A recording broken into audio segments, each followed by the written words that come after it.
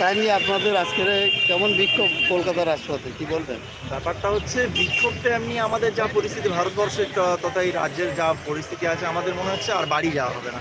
প্রত্যেকে সারাক্ষণ মাঠে থাকতে হচ্ছে।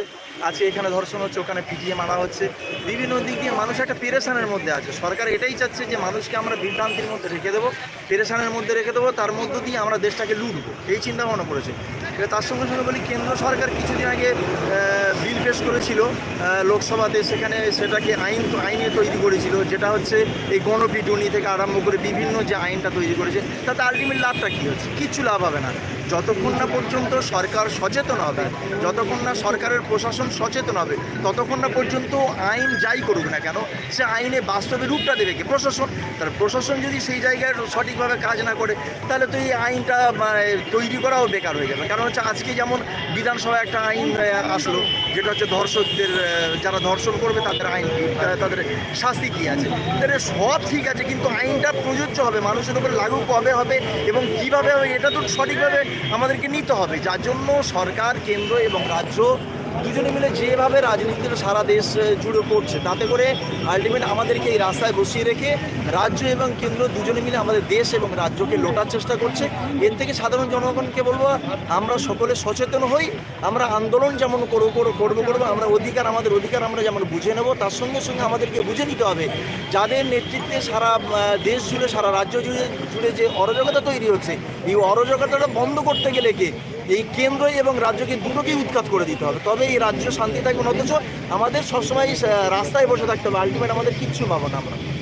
আমরা দেখেছি বিজেপি অন্য কিছু আর্জিকার বড় অন্য কিছু নিয়ে তারা পথে নেমেছেন, কিন্তু এই বিষয়ে একটাও তারা বাক্য খরচা করছে না। বাক্য খরচা করবে কি করে? এখন ওদের তো ঘাড়ে চলে যাবে এই ব্যাপারটা নিয়ে। এখন আমাদের ভারতবর্ষের এই যে মাংস যে রপ্তানি, এই যে ব্যাপারগুলো, এটা বিদেশে চলে যাচ্ছে, এক্সপোর্ট ইম্পোর্ট হচ্ছে এগুলো, কিন্তু দেখা যাচ্ছে সেখানে এই মাংসর কেন্দ্র করে কাউকে পিটিয়ে মেরে দিচ্ছে। তো বিজেপি এ বিষয়ে কথা বলবে না। যখন উত্তরপ্রদেশে ধর্ষণ হয়, সেই নিয়ে বিজেপি মাঠে নামতে দেখিনি আমরা। মণিপুরে যখন ধর্ষণ হয়, সেখানেও সেই বিষয় নিয়ে এখানকার বিজেপিদের রাস্তা নামতে দেখিনি। আরজিকর নিয়ে বিশাল চেঁচামেচি করছে, বিজেপির মুখে এই আরজিকর নিয়ে মানায় না চেঁচামেচিটা। কারণ নিজেদের জায়গাটা আগে ঠিক করতে হবে, নিজেদের অবস্থানটা ঠিক করতে হবে, যে আমাদের পাটা কোথায় আছে, তারপরে অন্যর দিকে আঙুল তুলতে হবে। যদিও আমরা রাজ্য সরকারের মমতা ব্যানার্জির বিরুদ্ধে আছি, বর্তমানে কি রাজনৈতিক প্রতিদ্বন্দ্বী থাকবে, সেই জায়গায় দাঁড়িয়ে যে অরাজকতা তৈরি করছে বিজেপি সারা ভারতবর্ষ জুড়ে, এটা তো কোনোভাবে মেনে নেওয়া যায় না। এই গোহত্যার নাম করে মানুষ পিটিয়ে খুন করা, বিভিন্ন দিক দিয়ে একটা দলিত আদিবাসী, শুধু মুসলিম নয়, দলিত আদিবাসী থেকে আরম্ভ করে নিম্ন বর্ণের মানুষদেরকে এই বিজেপিরা টোটাল এই ভারতবর্ষে থাকতে দেবে না। যদি আমরা সচেতন না হই, হিন্দু, মুসলিম, দলিত, আদিবাসী আমরা সকলে যা আছি, আমাদের কাঁধে কাঁধ মিলিয়ে ঐক্যবদ্ধ হয়ে এই বিজেপির বিরুদ্ধে আমাদের লড়াই করতে হবে। আগামী দিনে কেন্দ্র থেকে বিজেপি যতক্ষণ না পর্যন্ত আমরা হটাতে পারছি, ততক্ষণ না পর্যন্ত কিন্তু এই ভারতবর্ষে কোনো ডেভেলপ হবে না, বিক্রি হবে কিন্তু ডেভেলপ হবে না। আরজিকার কাণ্ডে আমরা দেখেছি গতকাল 4 জনকে গ্রেপ্তার করেছে সিবিআই, কিন্তু তাদের আর্থিক দুর্নীতি মামলায় গ্রেপ্তার করেছে, এই বিষয়ে কোনো গ্রেপ্তার করা হয়নি। হ্যাঁ, এটাই তো একটা আপনারা দারুণ একটা প্রশ্ন করলেন, যে বিষয়ে সন্দীপকে অ্যারেস্ট করা হয়েছে দুর্নীতির, কিন্তু বক্তব্য হচ্ছে দুর্নীতির জন্য সন্দীপকে অ্যারেস্ট করা হয়েছে, কিন্তু যেটাকে কেন্দ্র করে সারা রাজ্য জুড়ে, সারা ভারতবর্ষ জুড়ে যে প্রতিবাদের আওয়াজ উঠেছে, সেই তদন্তটা কখন হবে? মৌমিতার খুনিদের কখন ধরা হবে, কখন অ্যারেস্ট করা হবে?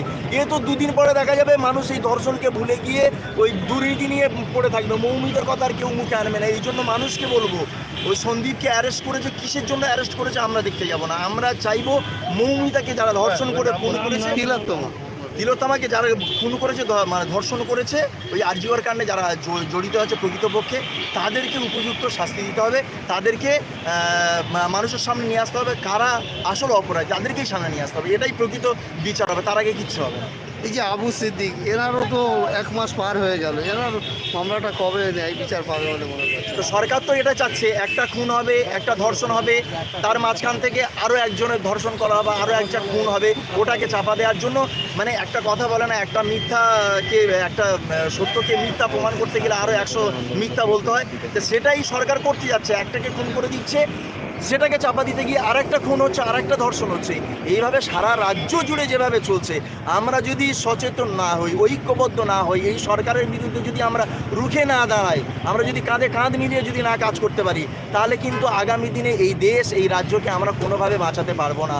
কারণ আমাদের এই ভারতটাকে এমন একটা জায়গায় নিয়ে গেছে, ইংরেজদের দিকে এরা টেনে নিয়ে যাচ্ছে। ইংরেজরা যেভাবে এই ভারতকে স্বাধীন করে মানে যেভাবে চালিয়েছে, সেইভাবে এই বিজেপি সরকার, এই নরেন্দ্র মোদী সরকার সেইভাবে চালাতে যাচ্ছে। কিন্তু এই ভারতবর্ষের মানুষ, অর্থাৎ আমরা এই ভারতবর্ষের মানুষ, আমরা দেশকে ভালোবাসি। আবার যদি নতুন করে এই দেশটাকে স্বাধীন করতে হয়, রক্তের বিনিময়ে, জীবনের বিনিময়ে যদি এই দেশকে স্বাধীন করতে হয়, আবারও কিন্তু আমরা স্বাধীন করতে রাজি আছি। কিন্তু এই সমস্ত অপরাধীদের কাছে, এই সমস্ত দেশদ্রোহীদের কাছে আমরা কখনো মাথা নত করব না।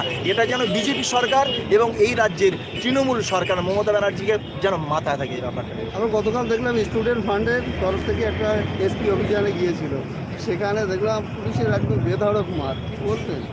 আপনাদের পুলিশকে মারুক আমরাও চাই না, পুলিশ মারছে আপনাদের? পুলিশকে মারুক আমরাও চাই না। এই যে পুলিশ যে লাঠিচার্জ করছে, এটা শুধু মমতা ব্যানার্জির একটা হচ্ছে চক্রান্ত। তার কারণ আপনাদেরকে বলে দিই, মমতা ব্যানার্জি এত মিটিং মিছিল আন্দোলন যেগুলো হচ্ছে, এই দিকে কিন্তু মমতা ব্যানার্জির টোটালি কোনো লক্ষ্য নাই। উনি টোটাল পুলিশদেরকে নিয়ে প্রতিনিয়ত মিটিং করছে, তাদেরকে একটাই সিগন্যাল দেওয়া আছে, একটাই তাদেরকে নির্দেশ দেওয়া আছে, যেখানে যারা আন্দোলন করছে তারা যদি একটু টেরাবেকা করে, কোনো জায়গায় যদি একটু হেলদোল করে, ওদের উপরে লাঠি চার্জ করো। তার জন্য যা করার আমি করে নেবো। তার জন্য কপিল সিব্বল আছে সুপ্রিম কোর্টে পুলিশদেরকে বাঁচিয়ে নেওয়ার জন্য, এই চোরদেরকে বাঁচানোর জন্য কপিল সিব্বল কোটি কোটি টাকা খাচ্ছে। আর সে সেখানে ধর্ষকদেরকে বাঁচানোর চেষ্টা করছে, চোরেদেরকে বাঁচানোর চেষ্টা করছে। আজকের এই বিনোদ গোয়েল যে আমাদের যে পুলিশের যে দায়িত্বে আছে, এর থাকার কোনো অধিকার আছে? আমার তো মনে হয় ওনাকে ইমিডিয়েটলি পদত্যাগ করা উচিত। কারণ কিসের লোভে বসে আছে উনি ওই গদিতে, যেখানে ছাত্র সমাজ, শিক্ষক সমাজ, টোটাল মানুষ চাচ্ছে ওনার পদত্যাগ। তারপরে উনি নির্লজ্জের মতো বসে আছে। আমরা বলতে চাই না যে একটা পুলিশ কমিশনারকে বা পুলিশদেরকে আমরা কুকথায় আমরা আক্রমণ করতে চাই না, কিন্তু আমাদেরকে এমন একটা জায়গায় এই প্রশাসনের মাধ্যমে নিয়ে যাচ্ছে, আজকের আমাদের বলতে বাধ্য হচ্ছে যে নির্লজ্জের মতো কীভাবে ওই পুলিশ কমিশনার বসে আছে। আমার মনে হয় যত তাড়াতাড়ি উনি পদত্যাগ করবেন, যত তাড়াতাড়ি ওই গদিটা ছাড়বেন, ওই চেয়ারটা ছাড়বেন, তত তাড়াতাড়ি এই বাংলার জন্য এবং এই বাংলার মানুষের জন্য মঙ্গল হবে।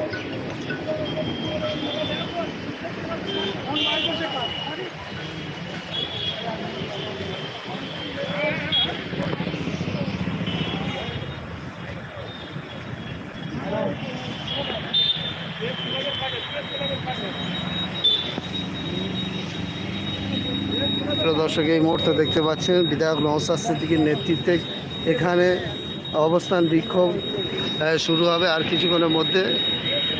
আইএসএফের একাধিক যারা স্টুডেন্ট ফান্ডের দায়িত্বে আছেন এবং বিভিন্ন দিক থেকে কিন্তু মানুষ এখানে আসছে, আমরা সরাসরি দেখানোর চেষ্টা করব।